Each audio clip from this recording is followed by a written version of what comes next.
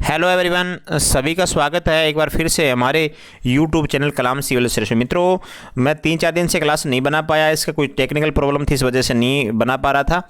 आज वो technical problem हमारी दूर हो चुकी है। अब मैं रोजाना आपके लिए क्लास लेकर आऊँगा। इससे पहले हम सेकंड ग्रेड अध्यापक की जो मॉडल पर थे उन पर अध्ययन कर रहे थे। अब हमारा अगला जो टारगेट होगा राजस्थान CET और रीट मेंस एग्जाम के लिए मैं आपके लिए महत्वपूर्ण प्रश्न और मॉडल पर भी करवाऊँगा। दोस्तों, आपको एग्जाम से पहले मैं इसके मॉडल पर भी करवा दूंगा, 20 मॉडल पर करवा दूंगा दोनों के। तो आप मेरे साथ कंटिन्यू बने रहिएगा। और आपको बता देता हूं, यदि आपकी PDF डाउनलोड करनी है, ये बिल्कुल फ्री ऑफ कॉस्ट है। दोस्तों, कैसी है? फ्री ऑफ कॉस्ट है। सिर्फ आपके लिए काम करना पड़ेगा कि आपको टेलीग्राम ज्वाइन करना पड़ेगा। क्या ज्वाइन करना पड़ेगा आपको मित्रों? टेलीग्राम आपको ज्वाइन करना पड़ेगा, जो कि हमारे यूट्यूब चैनल नाम से ही बना हुआ है। मित्रों, आप नए साथी हमारे साथ जुड़ रहे हैं पहली बार, तो चैनल को सब्सक्राइब कर दीजिएगा, वीडियो को लाइक कर दीजिएगा। दोस्तों, चलते हैं पहले क्वेश्चन की तरफ। देखिएगा, पहला क्वेश्चन है मित्रों, बहुत ही शानदार क्वेश्चन है। राजस्थान के किस जिले में पलाया झील है? पलाया झील दोस्तों बता देता हूं, ये 2 बालों का स्तूप है। इसमें एक अस्थायी झील का निर्माण होता है। कैसी झील का होता है दोस्तों? अस्थायी झील का निर्माण होता है मित्रों, ये आप ध्यान रखिएगा। जब बरसात होती है, बरसात में क्या होता है, 2 बालों का स्तूप के बीच में ना पानी खड़ा हो जाता है, जो कि अस्थायी झील का एक निर्माण कर देता है। और कुछ समय ये अस्थायी झील मैं क्यों बोल रहा हूँ, इस वजह से बोल रहा हूँ क्योंकि ये अस्थायी झील इसलिए है, जैसे ही पवन चलेगी दोस्तों और ये क्या करेंगे, ये बालू का स्तूप अपना स्थान चेंज कर लेंगे मित्रों। और यहाँ का तापमान भी आपको पता है ज़्यादा है, तापमान ज़्यादा है, जिसकी वजह से ये पानी भी आपका सूख जाता है। तो ये अस्थायी झील है। ये अस्थायी झील राजस्थान के जैसलमेर जिले में मिलेगी। कहाँ पे मिलेगी दोस्तों? सुदूर पश्चिमी जिला पड़ता है जैसलमेर दोस्तों, वहाँ पर ये आपको झील मिलेगी। आगे बढ़ रहे हैं मित्रों, दूसरा क्वेश्चन देखिएगा। सारे क्वेश्चन आपके इंपॉर्टेंट है, तो आप मेरे साथ बने रहिएगा। दोस्तों, राजस्थान के निम्नलिखित जिलों को पूर्व से पश्चिम की ओर सही क्रम में व्यवस्थित करना है। पूर्व से पश्चिम की ओर सही क्रम में। देखिएगा, अपन बात करते हैं पूर्व से पश्चिम की ओर। तो सबसे पहले बात करते हैं दोस्तों, बूंदी आएगा आपका, फिर आएगा अजमेर आएगा, फिर आपका नागौर आएगा, फिर आपका उदयपुर आएगा। 1 2 4 3 राइट आंसर हो जाएगा। क्या हो जाएगा? 1 2 3 4 आपका C नंबर जो है आपका राइट आंसर हो जाएगा। दोस्तों, यदि क्लास अच्छी लग रही है तो वीडियो को लाइक कर दीजिएगा, चैनल को सब्सक्राइब करना बिल्कुल भी मत भूलिएगा। तीसरा क्वेश्चन है, नदी जिसका जल बंगाल की खाड़ी में पहुंचता है। आपको बताना है जो बंगाल की खाड़ी में जो जल पहुंचाती है ना, वो आपको नदी बतानी है इनमें से। तो कौन सी हो जाएगी दोस्तों? माही नदी। माही नदी नहीं है, क्योंकि माही नदी का जो जल है ना, वो खंबात की खाड़ी में गिरता है, जो कि अरब सागर का हिस्सा है मित्रों।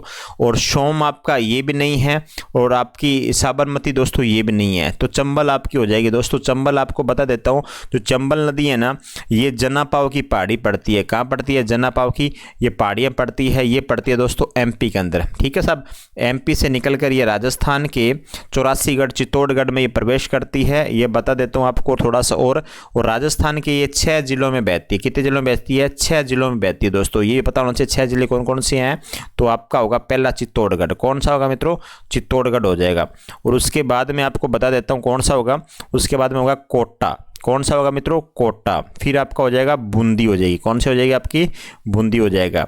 ठीक है साहब। उसके बाद में आपका हो जाएगा सवाई माधोपुर। कौन सा हो जाएगा मित्रों? सवाई माधोपुर आपका। फिर आपका करौली, फिर अंतिम में क्या हो जाएगा आपका? धौलपुर हो जाएगा। ठीक है साहब, अंतिम में कौन सा हो जाएगा आपका? धौलपुर हो जाएगा। ये 6 जिलों से होकर आपके राजस्थान से गुजरती है, 6 जिलों से होकर। इसके बाद में ये यमुना नदी मिल जाती है। ठीक है साहब, कहाँ मिलती है? यमुना नदी मिलती है, और वो भी इटावा नामक स्थान पर। कहाँ मिलती है? इटावा नामक स्थान पर। इसका कहने का मतलब ये हो गया कि ये यमुना नदी की एक सहायक नदी है। कौन सी?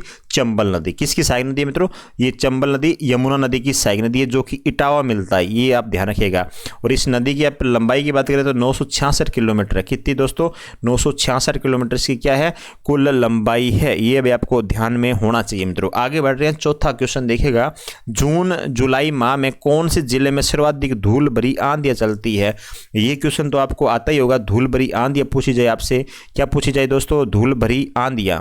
तो आपको ऑप्शन में क्या लगाना है, धूल भरी आंधी आना तो श्री गंगानगर लगा देना दोस्तों। क्या लगा दोगे, श्री गंगानगर आपका राइट आंसर होगा। आपको बता देता हूँ ये धूल भरी जो आंधी है ना, ये राजस्थान में गंगानगर जिले में 27 दिन चलती है। कितने दिन चलती है दोस्तों, 27 दिन लगातार ये चलती है। आपको ये भी ध्यान होना चाहिए मित्रों, थोड़ा सा ये क्वेश्चन एग्जाम में पूछा जाता है तो ये क्वेश्चन भी इंपॉर्टेंट हो जाता है। आगे बढ़ रहे हैं मित्रों।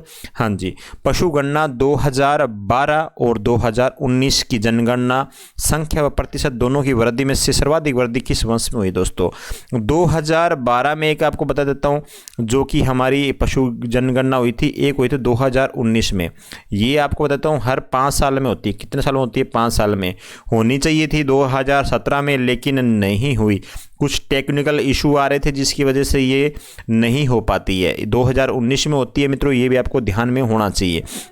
और ये पूछा गया है कि 2012 की तुलना में 19 में ऐसे कौन से जिसमें सर्वाधिक वृद्धि और संख्या की वृद्धि हुई है, तो आपको बता देता हूँ इसमें हो जाएगा आपका राइट आंसर भैंस हो जाएगी दोस्तों। क्या हो जाएगा आपका, भैंस वंश है ना, इसमें आपकी सर्वाधिक संख्या और प्रतिशत दोनों में वृद्धि हुई है। सर्वाधिक आपको संख्या और क्या है आपका प्रतिशत दोनों में वृद्धि होती है।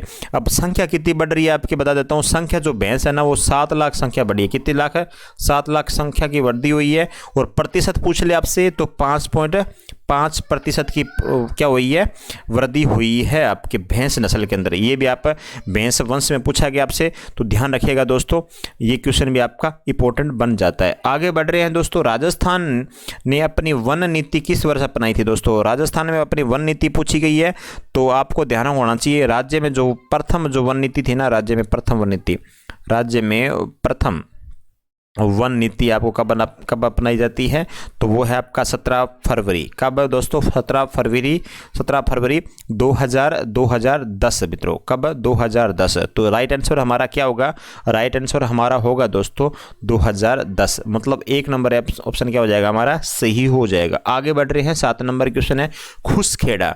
खुसखेड़ा औद्योगिक क्षेत्र है, राजस्थान के किस जिले में स्थित है दोस्तों। आपको बताना है खुसखेड़ा। तो आपको बता देता हूँ ये है कहाँ पर, ये है राजस्थान के अलवर में। कहाँ पे मित्रों, अलवर में। अलवर में स्थित है दोस्तों, ये ध्यान रखिए। खुसखेड़ा औद्योगिक क्षेत्र है और ये जो खुसखेड़ा है ये आपके एनसीआर क्षेत्र में आता है दोस्तों। किस में आता है, एनसीआर, नेशनल कैपिटल रीजन के अंदर आता है। तो इसका मतलब हो जाता है दोस्तों राष्ट्रीय, क्या हो जाएगा आपका, हाँ जी, राष्ट्रीय राजधानी क्षेत्र जिसे एनसीआर बोलते हैं। तो आपको ध्यान में होना चाहिए दोस्तों, ये खुसखेड़ा किस में आ जाएगा, आपका अलवर हो जाएगा। राइट आंसर क्या होने वाला है आपका, अलवर हो जाता है। आगे बढ़ रहे हैं। 8 नंबर क्वेश्चन है ग्रासीय जनजाति से संबंधित नृत्य शैली है। आपको बताना है ग्रासीय जनजाति से, तो ग्रासीय जनजाति का राइट आंसर हो जाएगा कौन सा हो जाएगा, लूर हो जाएगा दोस्तों। कौन सा नृत्य हो जाएगा आपका, लूर हो जाएगा ग्रासीय जनजाति का। तो आंसर क्या हो रहा है हमारा, बी नंबर राइट आंसर हो जाता है दोस्तों। ये बम नृत्य है ना, ये बम नृत्य कौन से है, होली के अवसर पे किया जाता है। कब किया जाता है, ये होली के अवसर पे किया जाता है। ये भी आपको पता होना चाहिए। ये और किया कहाँ जाता है, ये अलवर और भरतपुर। कहाँ पे, अलवर और भरतपुर में ये नृत्य किया जाता है। ये भी आपको पता होना चाहिए। 13 ताली दोस्तों नृत्य, ये भी आपको पता होना चाहिए। 13 ताली नृत्य ये कामड़ जाति के द्वारा किया जाता है। किसके द्वारा किया जाता है, ये कामड़ जाति के द्वारा। ये क्वेश्चन तो दोस्तों हर बार एग्जाम पूछा भी जाता है, कामड़ जाति के द्वारा किया जाता है। और ये आपको पता होना चाहिए दोस्तों, रामदेव जी की आराधना में किया जाता है। कब किया जाता है, रामदेव जी की आराधना में। रामदेव जी की आराधना में ये नृत्य किया जाता है। आपको ये भी थोड़ा सा ध्यान में होना चाहिए। 13 मंजीरों के साथ में ये पूछा जाता है, कितने मंजीरों के साथ में, 13 मंजीरों के साथ में मित्रों। थोड़ा सा आप इसको ध्यान में रखिएगा दोस्तों, ठीक है सब। आगे बढ़ रहे हैं 9 नंबर क्वेश्चन की तरफ। हाँ जी, माउंट आबू में निम्नलिखित में से कौन सा जैन मंदिर स्थित है। माउंट आबू में पूछा गया है तो कौन सा जैन मंदिर हो जाएगा आपका, हाँ जी, माउंट आबू में आपको पता होना चाहिए दिलवाड़ा जैन मंदिर दोस्तों। हाँ जी, दिलवाड़ा जैन मंदिर है जो नक्की झील से 2.5 किलोमीटर दूर है। कहाँ पर है, 2.5 किलोमीटर दूर है। तो राइट आंसर क्या हो रहा है आपका, बी नंबर राइट आंसर हो जाएगा। क्या हो जाएगा मित्रों, बी नंबर आपका राइट आंसर हो जाएगा। आगे बढ़ रहे हैं मित्रों, क्वेश्चन पढ़िएगा, बहुत ही शानदार क्वेश्चन है। हाँ जी, किस लोक देवता की स्मृति में तिलवाड़ा का मेला बढ़ता है। तिलवाड़ा का मेला आपको पता है दोस्तों, तिलवाड़ा का जो मेला है ना वो आपको पता है मल्लीनाथ जी की। हाँ जी, राइट आंसर क्या हो रहा है मित्रों, मल्लीनाथ जी। मल्लीनाथ जी के बारे में थोड़ा सा बता देता हूँ। इनका जो जन्म होता है ना वो 1358 ईस्वी में, 1358 ईस्वी में होता है। इनके जो पिता थे तीड़ा। क्या था पिता दोस्तों, तीड़ा जी, है ना। पिता का नाम क्या था दोस्तों, तीड़ा जी। थोड़ा सा ध्यान रखिएगा। और माता का नाम दोस्तों, माता का नाम था हाँ जी, माता का नाम था जीना दे। क्या नाम था दोस्तों? जीना दे। ठीक है। पत्नी क्या नाम था? पत्नी का नाम था रूपा दे। पत्नी क्या दोस्तों? रूपा दे। ठीक है साहब। हाँ जी, रूपा दे। तो ये चमत्कारी, एक चमत्कारी बोल सकते हैं दोस्तों, चमत्कारी पुरुष थे दोस्तों, ये भी आप ध्यान रखिएगा। यह इनका जो मेला बढ़ता है ना, इनका मेला हर वर्ष चैत्र कृष्ण एकादशी में लगाकर चैत्र शुक्ल एकादशी तक क्या है, 15 दिन तिलवाड़ा पशु मेला बढ़ता है। पशु मेला बहुत ही प्रसिद्ध मेला, आपका ध्यान रखिएगा, तिलवाड़ा पशु मेला। ठीक है, पशु मेला बहुत बार एग्जाम पूछा जाता है कब से कब बढ़ता है, थोड़ा सा ध्यान में बिल्कुल इसका रखिएगा मित्रों। आगे बढ़ रहे हैं, और एक चीज़ वो बता देता हूँ आपको, जो बाड़मेर है ना, बाड़मेर को पड़े मालानी बोलते हैं ना, मालानी, मल्लानी है ना, बाड़मेर के क्षेत्र को मल्लानी। तो मल्लानी जो नाम आया ना दोस्तों, वो कहाँ से आया? वो इन्हीं के नाम से आया, मल्लीनाथ जी के नाम से आया, आपको पता होना चाहिए। ठीक है, ये भी आप ध्यान में रखिएगा। आगे बढ़ रहे हैं, 11 नंबर क्वेश्चन। हाल ही राजस्थान में किन जिलों में पशु चिकित्सक एवं पशु विज्ञान महाविद्यालय की स्थापना के लिए स्वीकृति जारी करी गई है? तो आपको बता देता हूं मैं, एक तो आपका हो जाएगा जोधपुर हो जाएगा। कौन सा हो जाएगा? जोधपुर हो जाएगा दोस्तों। ठीक है साहब, जोधपुर हो जाएगा। दूसरा आपका नावा। ठीक है साहब, नावा। अब लोग सर ये नावा कहाँ पर है? तो नावा है ये आपके नागौर में दोस्तों। तो नागौर के अंदर ये क्या है, दो आपके महाविद्यालय बन रहे हैं, पशु विज्ञान और पशु चिकित्सा विद्यालय आपके बन रहे हैं मित्रों, आपको ध्यान में होना चाहिए बिल्कुल। ठीक है, 198 जो पशु औषधालय है ना, उनको कर्मोन्नत किया गया, पशु चिकित्सालय बना दिया गया। ठीक है, ये भी आप ध्यान में होना चाहिए। तो इसका राइट आंसर क्या हो रहा है हमारा? जोधपुर और नागौर इसका राइट आंसर हो जाएगा। आगे बढ़ रहे हैं, 12 नंबर क्वेश्चन।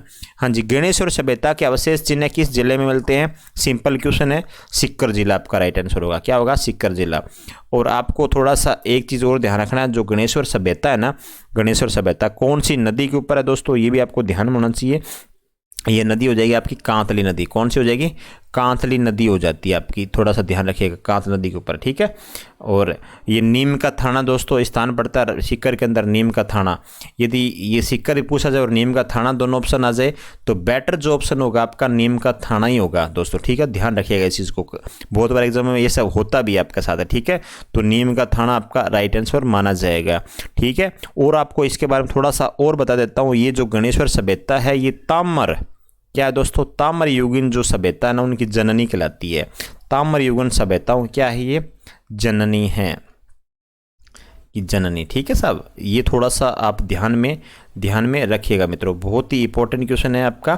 ताम्र युगीन सभ्यता की जननी के नाम से भी जाना जाता है इसको, गणेश्वर सभ्यता को। आगे बढ़ रहे हैं, हाँ जी, अरब यात्रियों ने गुर्जर प्रतिहारों को कहा। जो दोस्तों अरब यात्री थे ना, जैसे अल मसूदी वगैरह, तो इन्होंने क्या कहा है गुर्जर प्रतिहारों को, ये पूछा जा रहा है आपका। तो राइट आंसर होगा आपका जुर्ज दोस्तों। क्या होगा राइट आंसर आपका? जुर्ज होगा। ठीक है, और जो कि गुर्जर शब्द का क्या है, ये गुर्जर शब्द का ने ये क्या है? विकृत रूप है। किसका रूप है? ये गुर्जर शब्द का। ये आपको ध्यान में होना चाहिए मित्रों, थोड़ा सा इंपॉर्टेंट बन जाता है। गुर्जर शब्द का क्या है? ये विकृत रूप है।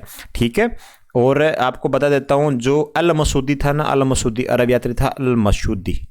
कौन था दोस्तों? अरब यात्री था अल मसूदी। ठीक है, इन्होंने गुर्जर जो प्रतिहार है ना, उसको ये कहा था अल गुज्जर कहा था। इसने क्या कहा था? अल गुज्जर भी कहा। ठीक है, और एक आपको बता देता हूँ, जो राजा हुआ करते थे ना, राजा हुआ करते थे, राजा को इसने बोरा कहा था। क्या कहा था मित्रों? बोरा कहा था राजा को।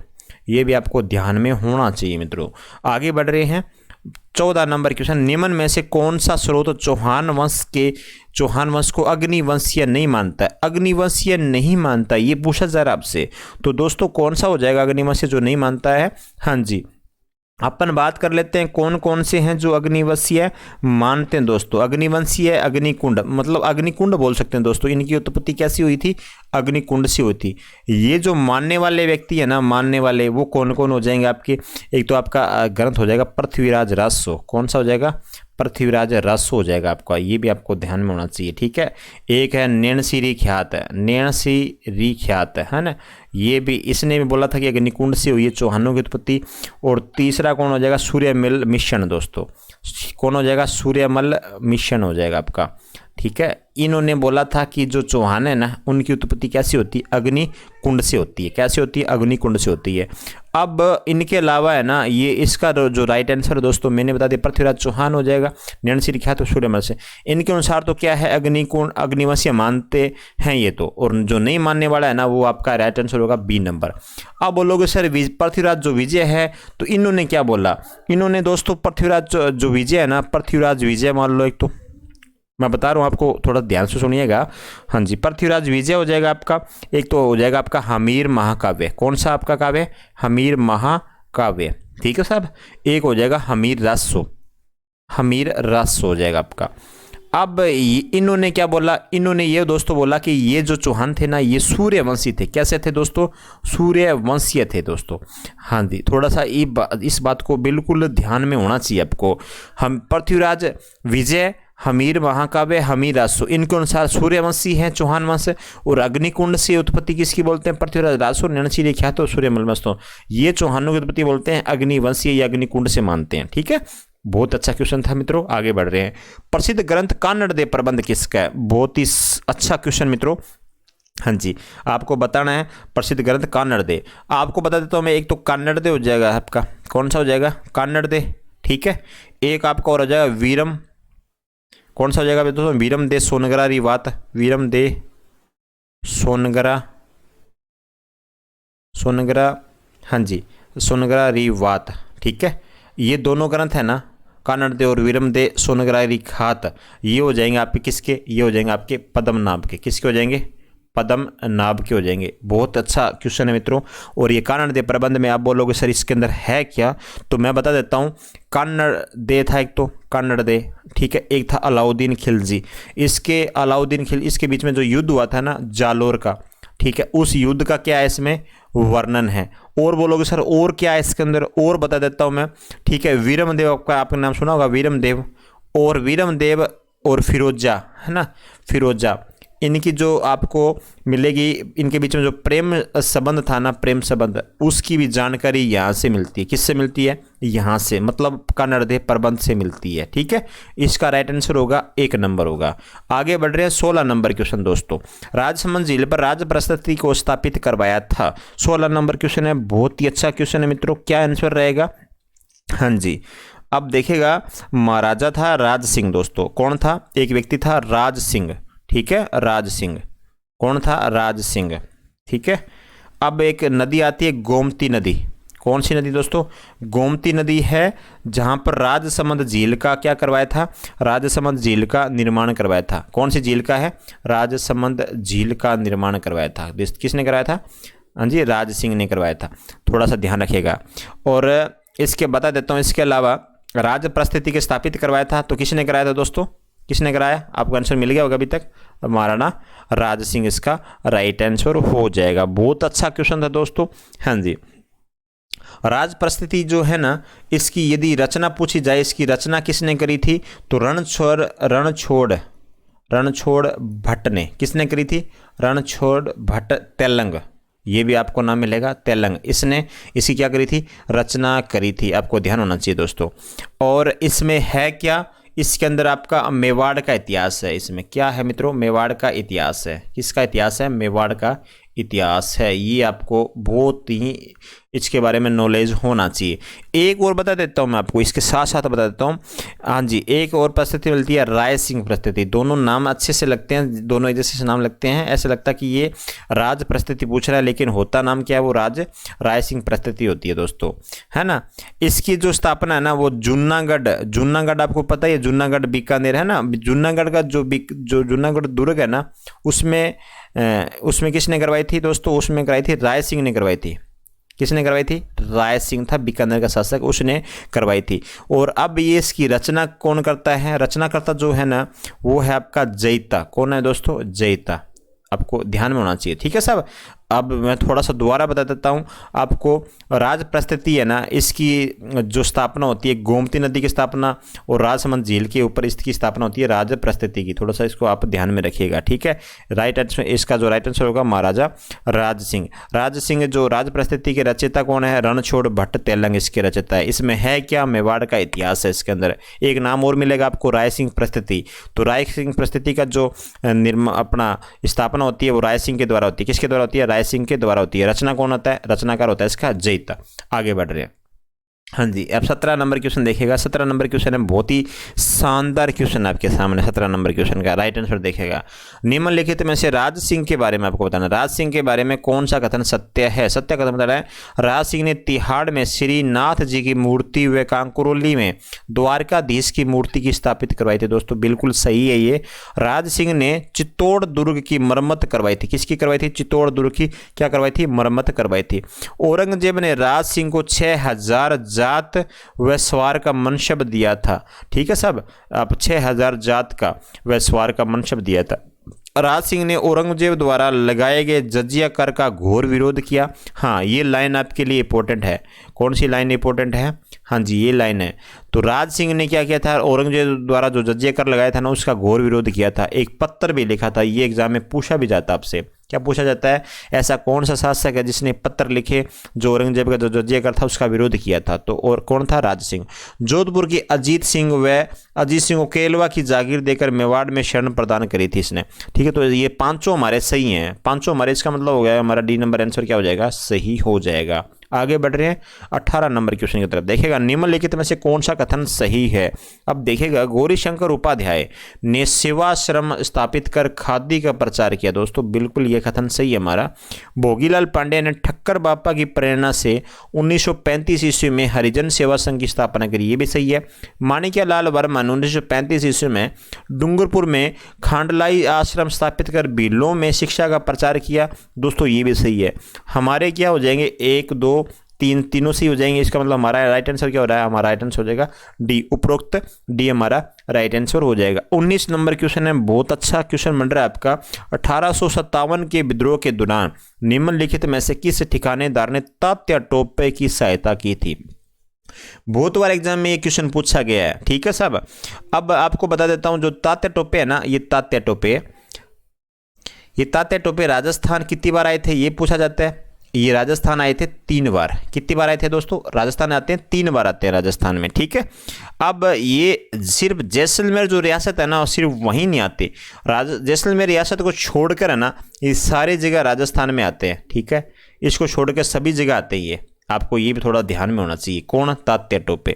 ठीक है साहब, अब ये सलूम्बर का केसरी सिंह था दोस्तों। ठीक है, सलूम्बर का केसरी सिंह था, उसने इसकी सहायता करी थी। तो राइट आंसर क्या हो रहा है हमारा? सी नंबर हो रहा है। सलूम्बर का था केसरी सिंह, इसने क्या करा था? इसकी सहायता करी थी। और एक टोंक का नवाब था दोस्तों, टोंक का नवाब था, उसकी जो सेनापति था मीर आलम। ठीक है, उसके नेतृत्व में अंग्रेजों के विरुद्ध तात्या टोपे ने साथ दिया था, इसका साथ दिया था, है ना। ठीक है साहब, आगे बढ़ रहे हैं। और आपको मैं एक चीज़ और बता देता हूँ। 1859 के अंदर क्या हुआ था दोस्तों? अप्रैल 1959। कब हुआ था? अप्रैल 1959 के अंदर। अप्रैल 1859 दोस्तों, 1959 बोल रहा हूँ, 1859 में क्या हुआ था? ये अंग्रेजों ने इसको पकड़ लिया था और क्या किया था? इसको फांसी दे दी थी। आपको ये पता होना चाहिए दोस्तों, फांसी दे दी थी। और वो स्थान कौन सा था? वो था सिप्री। कौन सा स्थान था? सिप्री। आपको ये पता होना चाहिए, ये एग्जाम पूछा जाता है। ये स्थान पड़ता है एमपी में, मध्य प्रदेश में ये स्थान है आपका। अप्रैल 1859 के अंदर ये पकड़े जाते हैं, अंग्रेजों के द्वारा इनको फांसी दी जाती है। वो स्थान हो जाएगा सिप्री आपका। ठीक है सब, आगे बढ़ रहे हैं। आगे देखिएगा, 30 मार्च 1949 को स्थापित राजस्थान के प्रथम प्रधानमंत्री कौन थे? अब देखिएगा, राजस्थान जब एकीकरण होता है दोस्तों, ये 30 मार्च 1949 को जो एकीकरण होता है, कौन सा चरण होता है वो पूछा गया आपसे। तो ये चरण हो जाएगा आपका चतुर्थ चरण हो जाएगा। कौन सा हो जाएगा दोस्तों? हाँ जी, चतुर्थ चरण हो जाएगा। ये भी आप ध्यान रखिएगा, चतुर्थ चरण। ठीक है, चतुर्थ चरण है ये राजस्थान में। चतुर्थ चरण कब होता है? 30 मार्च 1949। 30 मार्च 1949, ये ध्यान रखिएगा इस बात को। ठीक है, चतुर्थ चरण होता है दोस्तों। इसके अंदर पूछा गया है कि प्रधानमंत्री कौन थे दोस्तों? प्रधानमंत्री तो कौन थे? हीरालाल शास्त्री थे। कौन थे दोस्तों? हीरालाल शास्त्री थे पीएम आपके। ठीक है साहब, ये आप थोड़ा सा ध्यान रखिएगा। ठीक है, और राज प्रमुख देखिएगा, ये भी प्रमुख आपकी बातें हैं। राज प्रमुख कौन थे ये पूछा जाता है। तो जयपुर का था दोस्तों कौन? मानसिंह सेकंड। कौन था दोस्तों?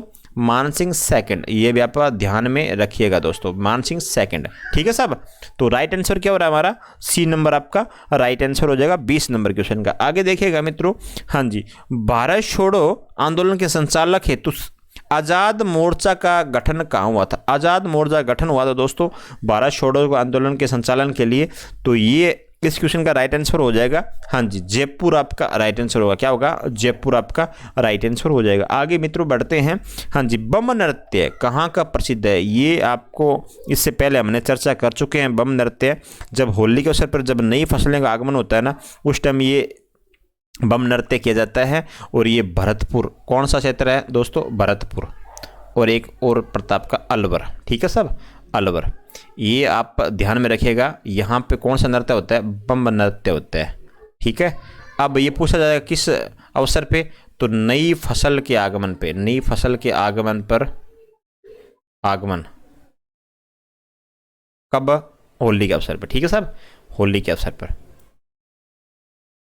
ध्यान में बिल्कुल रखिएगा दोस्तों, ये बहुत ही इंपॉर्टेंट है। ठीक है, आगे बढ़ रहे हैं मित्रों। इसका राइट आंसर क्या हो जाएगा? अलवर एवं भरतपुर हो जाएगा आपका राइट आंसर। निम्न में से किसने भगत आंदोलन व स्वदेशी आंदोलन चलाया था? दोस्तों भगत आंदोलन व स्वदेशी आंदोलन चलाया था। बहुत बार एग्जाम में पूछा क्वेश्चन है दोस्तों, इंपॉर्टेंट क्वेश्चन लगा लीजिएगा। हाँ जी, क्या राइट आंसर होने वाला है आपको बता देता हूं। एक व्यक्ति था दयानंद सरस्वती। ठीक है, दयानंद कौन था? दयानंद सरस्वती की प्रेरणा से इस व्यक्ति ने क्या किया था? भगत आंदोलन, स्वदेशी आंदोलन को आगे बढ़ाया और इसने क्या किया था? चलाया था। तो वो कौन है? गोविंद गिरी। गोविंद गिरी आपका क्या हो जाएगा? राइट आंसर हो जाएगा मित्रों। क्या हो जाएगा? हाँ जी, राइट आंसर हो जाएगा। जो आदिवासियों में ना, आदिवासियों जो कुरीतियां चल रही थी ना, विद्यमान थी, उनको दूर करने के लिए, ठीक है सब, कुरीतियों को दूर करने के लिए, ये भी आप ध्यान रखिएगा दोस्तों, आदिवासियों जो कुरीतियों को दूर करने के लिए ये भगत आंदोलन व स्वदेशी आंदोलन चलाया जाता है। ठीक है सब, आगे बढ़ रहे हैं। 24 नंबर क्वेश्चन है।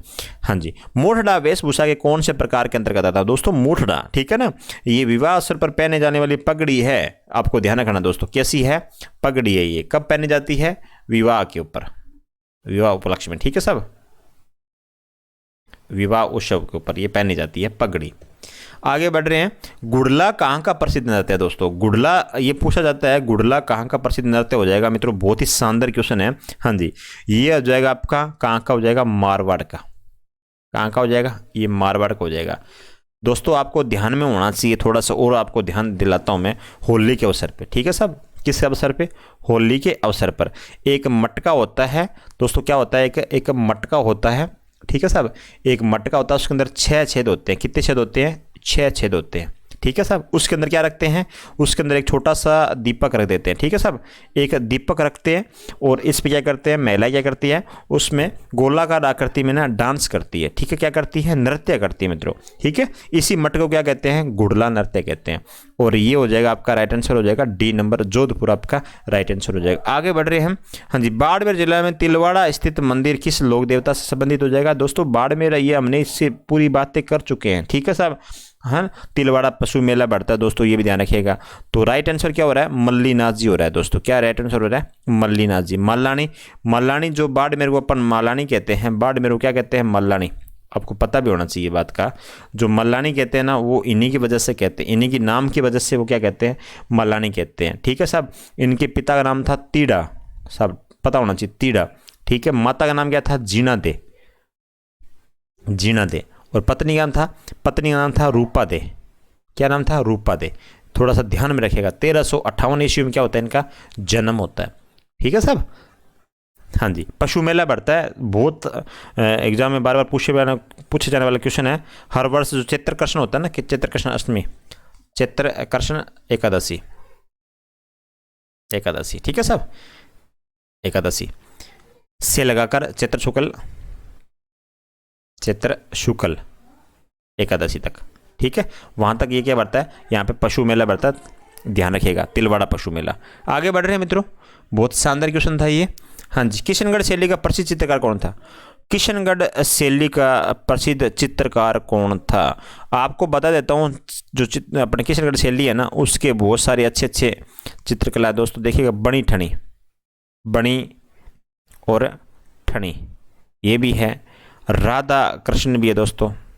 ठीक है, राधा कृष्ण और गीत गोविंद। ठीक है, गीत गोविंद। इनमें इन तीनों में क्या रंग का सफेद? एक तो सफेद तथा गुलाबी रंगों का, गुलाबी रंगों से क्या बनाए गए हैं? चित्र बनाए गए हैं। ये ध्यान में रखिएगा, बहुत बार एग्जाम पूछा जाता है। बनी ठेली ये किससे संबंधित हो जाएगा आपका, किशनगढ़ शैली से हो जाएगा। राधा कृष्ण गीत गोविंद ये सारे किशनगढ़ शैली के हैं, ठीक है। तो अब क्वेश्चन क्या पूछा जा रहा है आपसे, तो इस शैली का चित्रकार पूछा जा रहा है आपसे, तो आपका राइट आंसर होगा कौन सा, नागरीदास। कौन सा हो जाएगा दोस्तों, नागरीदास आपका राइट आंसर हो जाएगा। अब आपको बता देता हूँ, जो ये किशनगढ़ शैली के दोस्तों अलग और भी हैं इसके चित्रकार, आपको ध्यान में होना चाहिए। इसके अलावा और कौन है, मोर दबज भी हैं। हो सकता है ऑप्शन के अंदर ये दिए ना हो, मोर दबज दिया हो, ठीक है, मोर दबज हो जाएंगे आपके। इसके अलावा भंवरलाल हो जाएंगे, ठीक है, भंवरलाल हो जाएंगे। बहुत सारे हैं दोस्तों, मोर दबज है, सूर दबज है, लाडली दास है। हाँ, थोड़ा ध्यान रखिएगा दोस्तों, पढ़ लीजिएगा अच्छे से इसको भी। हाँ जी, अलख्य संप्रदाय की स्थापना किसने करी दोस्तों, अलख्य संप्रदाय की स्थापना पूछी गई 10वीं शताब्दी में होती है दोस्तों, चूरू जिले के अंदर। क्या बोलते हैं, सुलखिया गांव होता है, उसमें एक व्यक्ति का जन्म होता है, लालगिरी। कौन है दोस्तों, लालगिरी द्वारा, ठीक है सब, लालगिरी के द्वारा होता है अलख्य संप्रदाय की स्थापना। तो राइट आंसर क्या हो रहा है, लालगिरी आपका क्या हो जाएगा, राइट आंसर हो जाएगा। आपको ध्यान रखना दोस्तों। और इस संप्रदाय की जो प्रधान पीठ है ना, ये आपको देखेगा, ये बात आ गई ना इंपोर्टेंट, इसको आप नोट कर लीजिएगा। प्रधान पीठ कहाँ पर है, प्रधान पीठ आपकी हो जाएगी बीकानेर में। कहाँ हो जाएगी दोस्तों, बीकानेर में आपकी प्रधान पीठ हो जाएगी। और इस संप्रदाय के जो प्रमुख जो ग्रंथ है ना, प्रमुख ग्रंथ भी पूछा जाता है। आपका ग्रंथ कौन सा हो जाएगा, ग्रंथ हो जाएगा दोस्तों अलख स्तुति, अलख स्तुति, अलख स्तुति प्रकाश। ये आपका क्या हो जाएगा, इसका प्रमुख ग्रंथ हो जाएगा।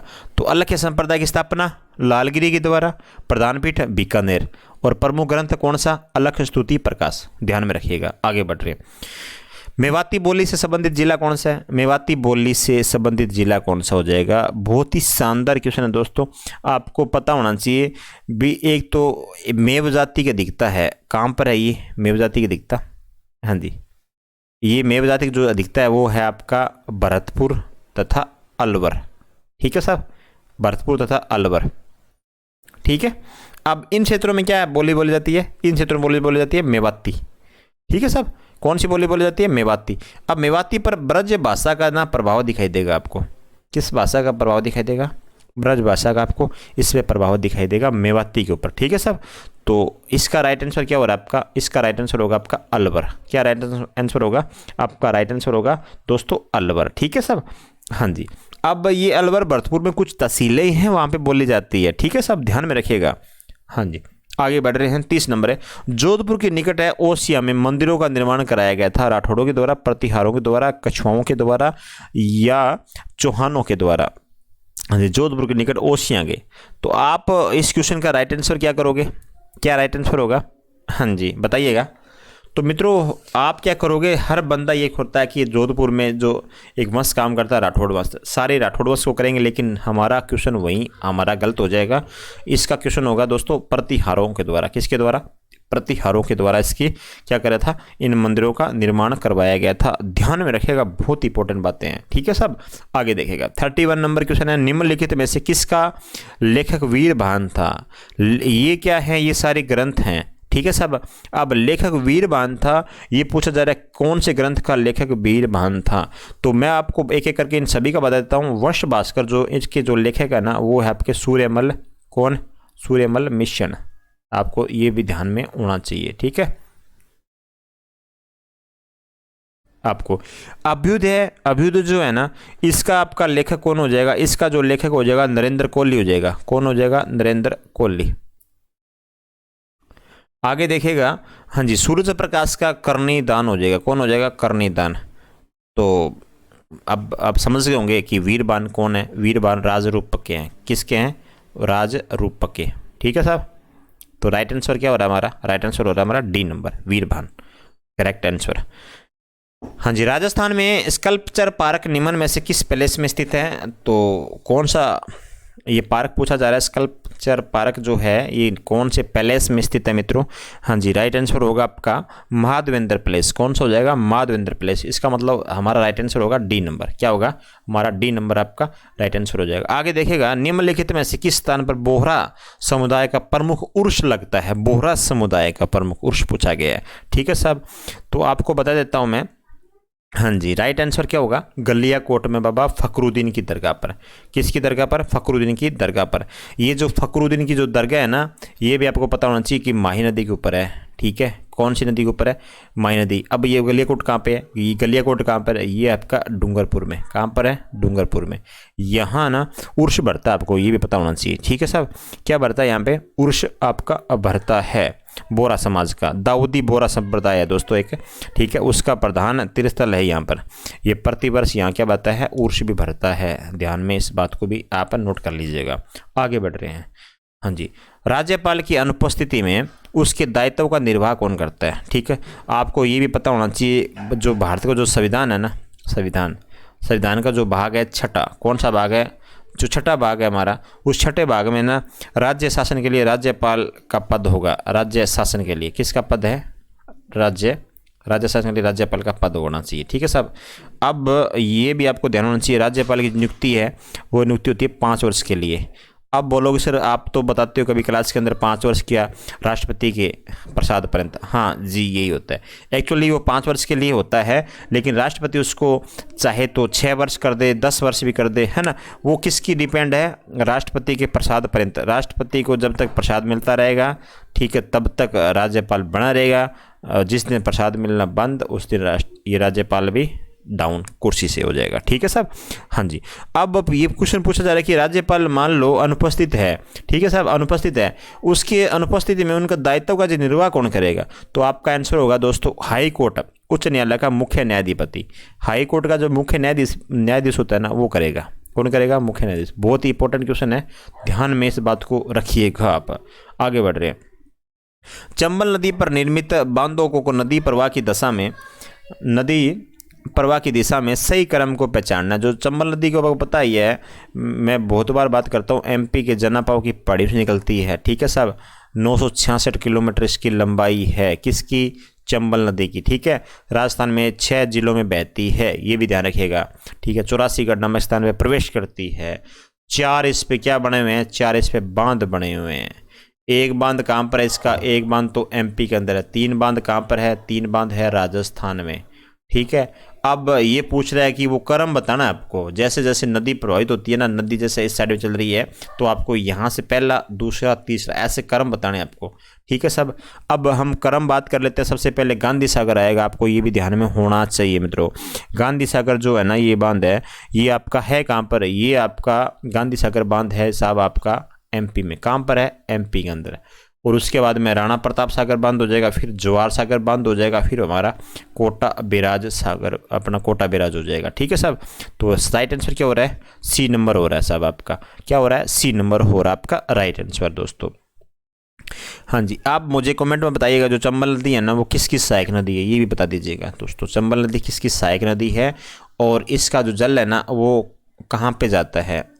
कहने का मतलब है कि वो बंगाली खाड़ी में जाता है, या अंतस्थलीय है, या अरब सागर में जाता है। अब आपको सम्मिलित करना है सूची 1 से सूची 2 को। सूची 1 में दे रखे हैं आपके मुख्यमंत्री, सूची 2 में दे रखे हैं राज्यपाल। तो आपको सम्मिलित करना है। क्या सम्मिलित करना है? हाँ जी, अपन बात करते हैं दोस्तों, कौन से मुख्यमंत्री के समय कौन राज्यपाल था राजस्थान के अंदर। ठीक है साहब, आपको ये बताना है। अब बात कर लेता हूँ भैरों सिंह शेखावत। भैरों सिंह शेखावत है ना, ये भैरों सिंह शेखावत के समय राज्यपाल कौन थे? रघुकुल तिलक थे। अब ये रघुकुल तिलक ये कब से कब तक राज्यपाल थे? हाँ जी, 1977 से लेके 1981 के मध्य ये राज्यपाल थे। जब मुख्यमंत्री कौन था? भैरों सिंह शेखावत था। आपको ये ध्यान में होना चाहिए। बरकतुल्ला खां, जब बरकतुल्ला खां दोस्तों जब मुख्यमंत्री थे हमारे राजस्थान के, सरदार जोगिंदर सिंह क्या थे? उस टाइम राज्यपाल थे। ये कब से कब की बात है दोस्तों? 1972 से। कब से दोस्तों? 1972 से लेकर 1977 तक राज्यपाल ये रहे थे सरदार जोगिंदर सिंह। बहुत बार एग्जाम में क्वेश्चन पूछा जाता है दोस्तों। ये तो है राज्य संबंधित। केंद्र में पूछा जाएगा आपको, यहाँ पे प्रधानमंत्री हो जाएगा और यहाँ क्या हो जाएगा आपका? राष्ट्रपति हो जाएंगे। मोहनलाल सुखाड़िया दोस्तों, मोहनलाल जो सुखाड़िया थे जिस टाइम, अब उस टाइम आपके कौन थे? संपूर्णानंद थे दोस्तों, संपूर्णानंद, डॉक्टर संपूर्णानंद, 1962 से लेकर 1967 तक।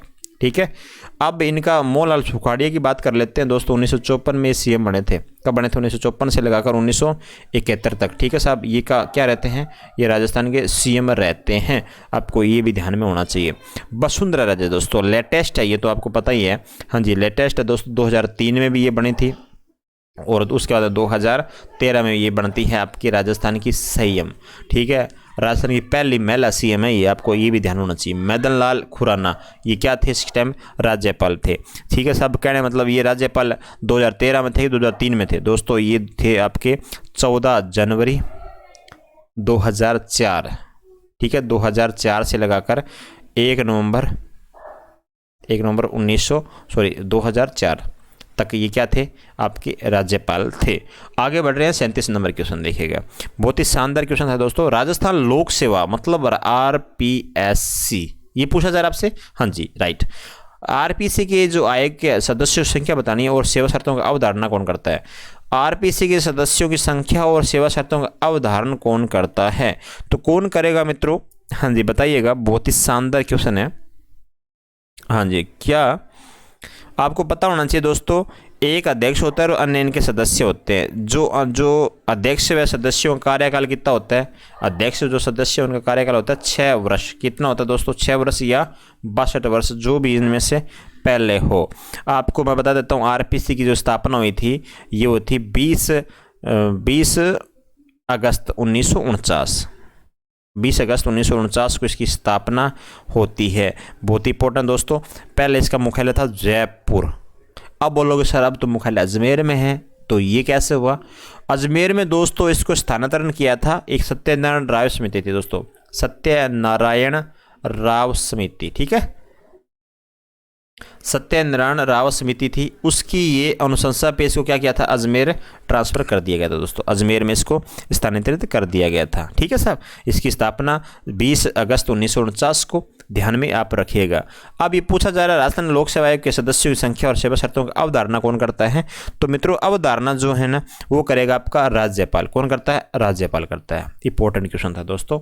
हाँ जी, 38 नंबर देखिएगा, राजस्थान के मानवाधिकार आयोग में वो अध्यक्ष के अलावा कितने सदस्य होते हैं? मानवाधिकार आयोग में आपको पता होना चाहिए, जो मानवाधिकार जो आयोग का गठन होता है ना दोस्तों, इसका गठन कब होता है? इसका गठन होता है आपको, हाँ जी, 18 जनवरी। कब होता है? 18 जनवरी 1999 को होता है। कब होता है इसका गठन? 18 जनवरी 1999 को होता है। ठीक है सब। अब बता देता हूँ, जब इनका गठन हुआ था ना उस टाइम उसमें एक अध्यक्ष था, एक अध्यक्ष व 4 इसके क्या थे? 4 सदस्य थे। जब गठन हुआ था तब थे। ठीक है सब, इस बात को ध्यान में सुनिएगा। ठीक है, अब ये क्रियाशील कब होता है? क्रियाशील होता है 2000 में। कब होता है ये क्रियाशील? ये क्रियाशील होता है 2002 के अंदर। ये भी आपको ध्यान मतलब लागू होता है साहब। ठीक है, और अब बता देता हूँ आपको बात में। अब वर्तमान में क्या हुआ? वर्तमान में इसके सदस्य घटा दिए हैं। अब बोलोगे सर कितने घटा दिए हैं? ये कब घटाए? 2019 में एक संशोधन किया था दोस्तों। क्या किया था? एक संशोधन हुआ, संशोधन अधिनियम के द्वारा इसमें क्या किए थे? सदस्य घटा दिए गए हैं। अब क्या होंगे? अध्यक्ष सहित कितने सदस्य हैं? अध्यक्ष सहित बोल रहे हैं, अध्यक्ष सहित होते हैं आपके 3 सदस्य। कितने सदस्य होते हैं? अध्यक्ष सहित होते हैं आपके 3 सदस्य। तो अब ये पूछ रहा है कि मान लो अध्यक्ष के अलावा, तो अध्यक्ष के अलावा टोटल 3 सदस्य हैं। अध्यक्ष के अलावा तो 2 बच गए आपके, एक अध्यक्ष हो गया और बाकी 2 हो गए। तो इसका मतलब अध्यक्ष के अलावा 2 होंगे, तो राइट आंसर होगा हमारा 2। ठीक है साहब, आगे बढ़ रहे हैं। हाँ जी, 39 नंबर क्वेश्चन है, भारत के संविधान के अनुच्छेद 368(2) की उपबंध के तहत यदि कोई विधेयक भारत की संसद द्वारा पारित होने के पश्चात राजस्थान विधानसभा के पास संकल्प द्वारा अनुसमर्थन के लिए जाता है तो क्या विधानसभा संकल्प पारित कर सकती है? बिल्कुल सब कर सकती है आपकी विधानसभा, कोई शक नहीं है मित्रों इनमें से। हाँ जी, आगे बढ़ रहे हैं। विधानसभा संकल्प अस्वीकार भी कर सकती है, बिल्कुल अस्वीकार कर भी सकती है मित्रों। ऐसे संकल्प में कोई संशोधन प्रस्तावित नहीं किया जा सकता, बिल्कुल नहीं किया जा सकता। ध्यान रखिएगा दोस्तों, 1 2 तीनों ही बातें सत्य हैं। तो राइट आंसर होगा 1 2 और 3 आपका क्या हो जाएगा? राइट आंसर हो जाएगा। आगे देखिएगा, अंतिम क्वेश्चन है दोस्तों। इसके बाद थोड़ा सा टाइम का हमें ध्यान रखना पड़ता है दोस्तों। क्वेश्चन तो बहुत सारे पड़े हैं, टाइम का थोड़ा सा ध्यान में रखा जाता है। आप जुड़े रहिएगा दोस्तों हमारे साथ रेगुलर, आपके लिए रीट के और आपको बता देता हूँ सीईटी के लिए सारे क्वेश्चन आपको करवा दूंगा एग्जाम से पहले। आप मेरे साथ कंटिन्यू बने रहिएगा। यदि क्लास अच्छी लगी तो वीडियो को लाइक कर दीजिएगा और चैनल को सब्सक्राइब कर दीजिएगा दोस्तों। कौन सा अधिनियम, यदि आपको मैं बता देता हूँ, एक चीज़ और बता देता हूँ, इसकी जो PDF है ना बिल्कुल ही क्या है? निःशुल्क है। कैसी है दोस्तों? निःशुल्क है आपकी। ठीक है, हाँ जी, निःशुल्क है आपकी PDF। और मिलेगी कहाँ पर? ये मिलेगी आपको टेलीग्राम के अंदर। टेलीग्राम का नाम अपने यूट्यूब चैनल के नाम से ही बना हुआ है, ठीक है, यूट्यूब चैनल नाम से ही बना हुआ है। अब क्वेश्चन देखिएगा, कौन सा नियम राजस्थान में ग्राम सभा की संयुक्त बैठकों का प्रावधान करता है? कौन सा जो अधिनियम है वो करता है, ये पूछा जा रहा है आपसे, ठीक है साहब। आपका राइट आंसर कौन सा होगा? हाँ जी, राइट आंसर होगा दोस्तों डी नंबर, राजस्थान पंचायती राज नियम 2011, या इसको बोलेंगे राजस्थान पंचायती राज उपबंधों का अनुसूचित क्षेत्रों में लागू होने के संबंध में उपांतरण, या 2011 दोस्तों, ठीक है साहब। राइट आंसर क्या हो रहा है हमारा? D number. सभी का धन्यवाद अंत तक देखने के लिए, थैंक यू सो मच।